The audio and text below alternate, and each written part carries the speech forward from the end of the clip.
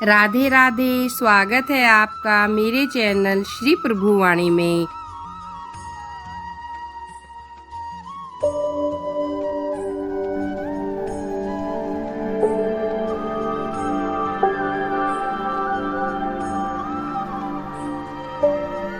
भक्तों, भादवे के महीने की अमावस्या पिठोरी अमावस्या के रूप में मनाई जाती है। इस दिन महिलाएं अपनी संतान की लंबी आयु के लिए व्रत रखती हैं। ऐसी मान्यता है कि माँ दुर्गा की कृपा से संतान को न सिर्फ लंबी आयु मिलती है बल्कि मृत संतान को भी नया जीवन मिल सकता है। पिठोरी अमावस्या के दिन हम व्रत रखकर कथा अवश्य सुने। आइए सुनते हैं कथा। बहुत पहले की बात है। एक परिवार में 7 भाई थे। सभी का विवाह हो चुका था। सबके छोटे छोटे बच्चे थे। परिवार की सलामती के लिए सातों भाइयों की पत्नी पिठोरी अमावस्या का व्रत रखना चाहती थी, लेकिन जब पहले साल बड़े भाई की पत्नी ने व्रत रखा, उनके बेटे की मृत्यु हो गई। दूसरे साल फिर एक और बेटे की मृत्यु हो गई। 7वें साल भी ऐसा ही हुआ। तब बड़े भाई की पत्नी ने इस बार अपने मृत पुत्र का शव कहीं छिपा दिया। गांव की कुल देवी माँ पोलेरम्मा उस समय गांव के लोगों की रक्षा के लिए पहरा दे रही थी। उन्होंने जब इस दुखी माँ को देखा, उन्होंने वजह जाननी चाही।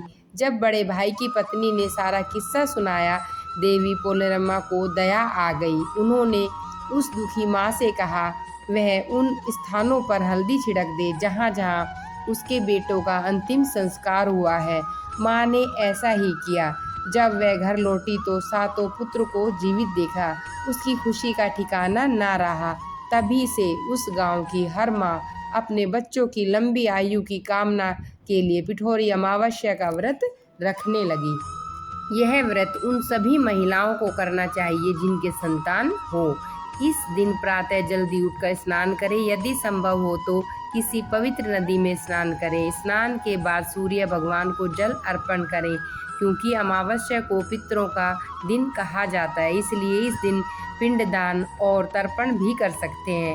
इसके बाद पूजन के लिए आटे से देवियों की 64 प्रतिमा या पिंड बनाएं। इन सभी 64 प्रतिमा को एक साथ एक पाटे पर रखें। भगवान को भोग लगाने के लिए आटे से बनने वाले व्यंजन बनाएं। संध्या समय विधि विधान से देवी की पूजा करें। पूजन के समय देवी की प्रतिमा को सुहाग का सामान चढ़ाएं। पूजन के पश्चात ब्राह्मणों को भोजन करा के स्वयं भोजन करें। भाद्रपद महीने की अमावस्या को कुशग्रहणी या कुशोपाटनी अमावस्या भी कहा जाता है।